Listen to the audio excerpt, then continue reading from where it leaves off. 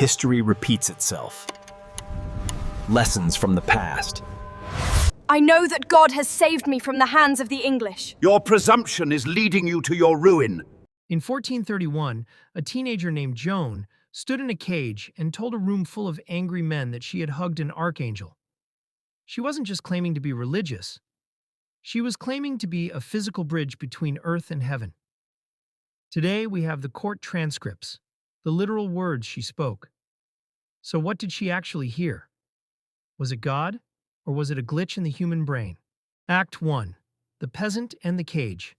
You are 19 years old. You are illiterate. You have been held in a dark cell for months, chained to a wooden beam.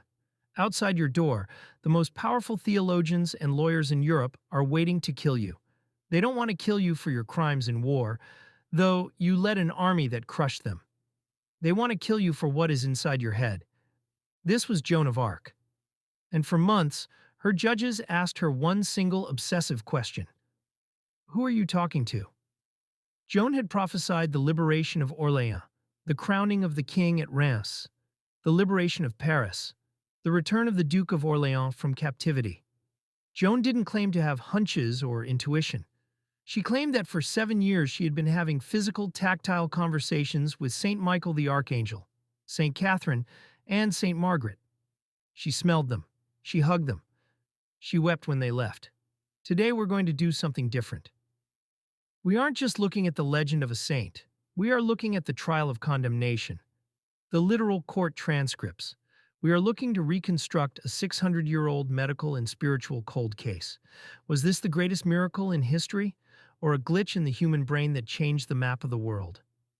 Act 2. The Anatomy of a Vision. To understand the voices, we have to understand the girl. Joan was born in Domremy, a tiny village on the edge of a bloody 100-year war. At age 13, in her father's garden, it began. According to the literature, specifically the trial transcripts translated by Daniel Hobbins, the voices didn't just happen. They had a specific user interface. Joan testified, a great light came with the voice. It usually came from the right toward the church. She often heard them when the church bells rang. The vibration of the bronze seemed to act as a bridge. Saint Michael, the warrior, he told her to be a good child. Catherine and Margaret, 2 martyrs who died rather than submit to men. They were her counsel. But here is where it gets weird for the historians. The voices gave her actionable intelligence. Consider the sword of Fierbois. Joan told her commanders that a sword was buried behind the altar of St. Catherine's church. She had never been there. The priests dug into the ground and found an ancient sword covered in rust.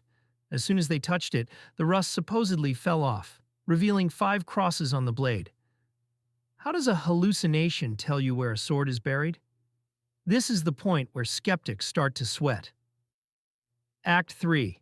The Grace Trap. In 1431, the English-backed court tried to prove Joan was a witch. If she was a witch, the king she crowned was illegitimate. They set a trap that is now famous in legal history.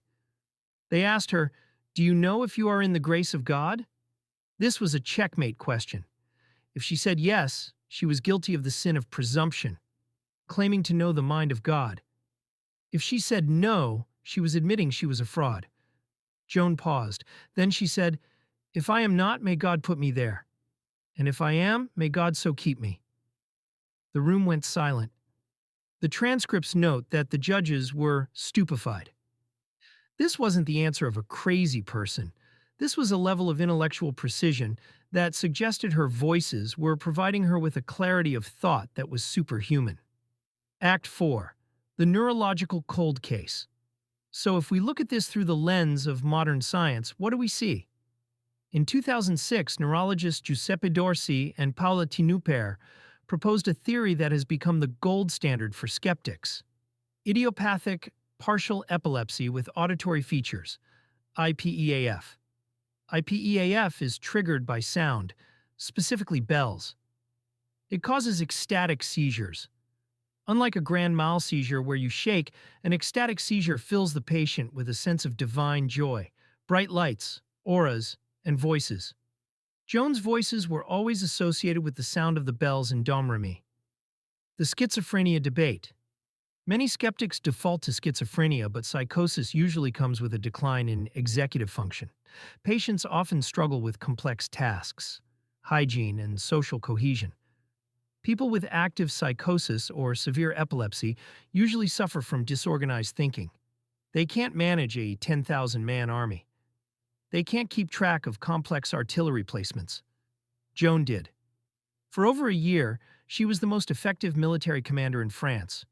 Joan was a military mastermind. She managed the logistics of an army, directed artillery.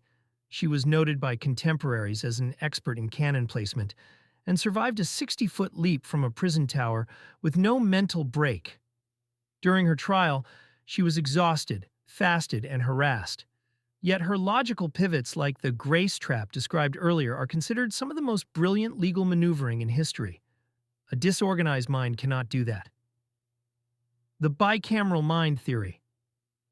In Julian Jaynes' The Origin of Consciousness in the Breakdown of the Bicameral Mind, Jaynes argued that ancient humans didn't have consciousness as we know it. Instead, one side of the brain gave commands that the other side heard as external voices, gods. Jaynes suggests Joan might have been a throwback to this ancient mental state, a person whose internal monologue was so powerful and distinct that her brain projected it externally as a literal physical voice.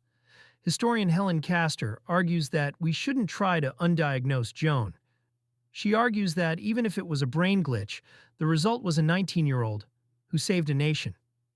Act 5. The Final Defiance. At the end of her trial, Joan was broken. Under the threat of fire, she signed a document saying she had made the voices up. She dressed up in women's clothes. She submitted. But 2 days later, she recanted.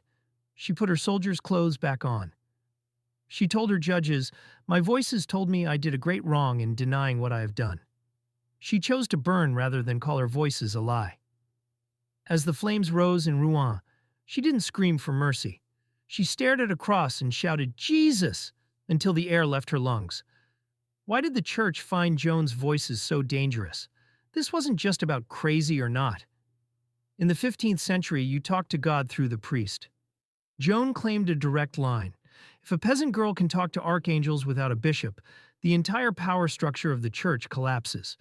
The judges were obsessed with whether the saints had hair, clothes, or parts. They were trying to prove she was talking to succubi demons, who supposedly had physical bodies, rather than saints, who were supposed to be spirits. Joan's insistence on their physicality was actually what got her convicted of heresy. Whether you believe she was a saint, a genius, or a medical anomaly, the literature, from the trial of condemnation to modern neurology, tells us one thing for certain. Joan of Arc wasn't just a girl who heard voices. She was a girl who listened to them. And in doing so, she changed history forever. What do you think? Was Joan a master of her own psychology, or was something truly calling to her from the right side of the church? Let me know in the comments.